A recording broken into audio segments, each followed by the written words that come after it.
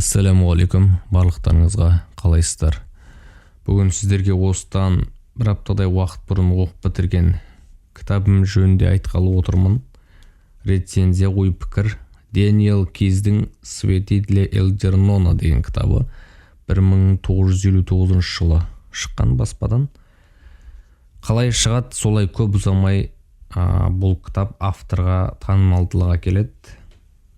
Көптеген тілдерге аударылады, фильм түсіріледі. 2015 жылы фильм түсірілген кітап туралы сол кітаптан алған сценарийді. Бірақ кітаптың өзін оқу керек. Кітап берген әсерді фильм бере алмайды, білесіздер. Кітап жалпы не туралы? Кітап 33 жастағы Чарли Гордон есімді ақыл-есі түзу емес жігіт туралы. Ақыл-есі кемдеу. Солай туылған, солай болған тағдырында. Жалпы ол жігіт кішкентайынан жұрт секілді өмір сүруді, ақылды болуды қалайды. Ақыл-есі кемдеу болғаннан кейін ата-анасы оған дұрыс қарамайды. Ата-анасы тазасын айтқанда, қысқа нұсқа айта берейін, ол баладан бас тартады. Бұндай бала бізге керек емес деген секілді, баладан бас тартып, оны өз секілді сондай бір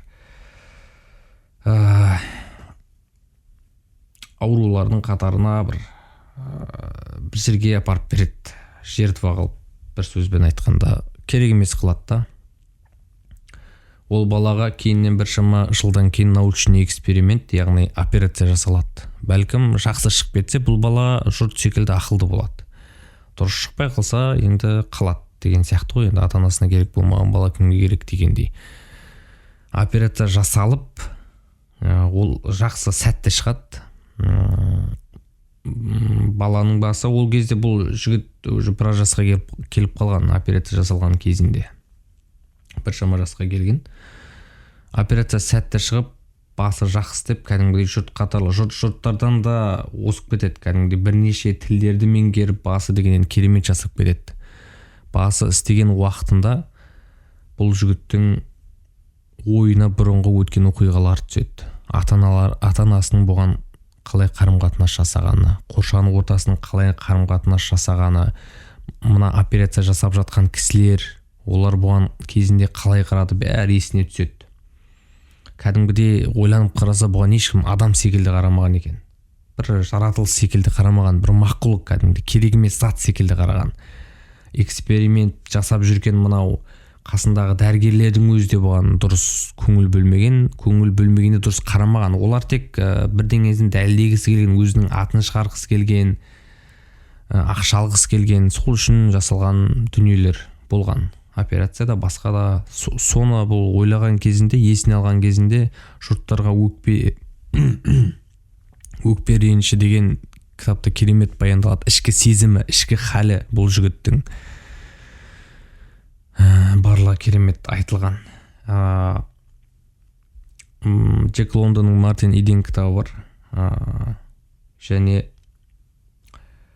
Граф Монте-Кристо деген кітап бар. Содан кейін маған қатты бір ұнаған кітап шетел авторларына Дэниел Кейздің осы «Свети для Элджернона» кітабы болды. Сіздерге ойланбай оқуға кеңес етемін. Аяқ жағы немен аяқталатынын айтпай-ақ қойын. Ішкі халін енді бір керемет жеткізген. Оқығандарыңыз болса, сіздерге ұнады ма? Және кім қандай кітап оқып жатыр, қандай әсер алып жатсыздар, айта кетсеңіздер болады, жаза кетсеңіздер болады комментарийге.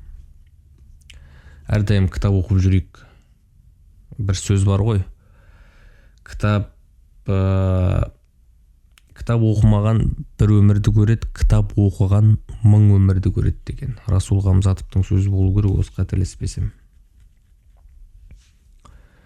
Кітап оқымаған адам ойланудан да қалады негізі. Жан-жақты ойланудан қалады. Миы тек бір бағытта ғана істейтін болады. Кітап оқудың пайдалары көп. Оқып тұрыңыздар. Баршаңызға амандық тілеймін. Қысқа нұсқа түсіндіре алдым деп ойлаймын. Ұзақ сөйлесек сөздің мәнісі кетіп қалар. Амандықта жүздескенше.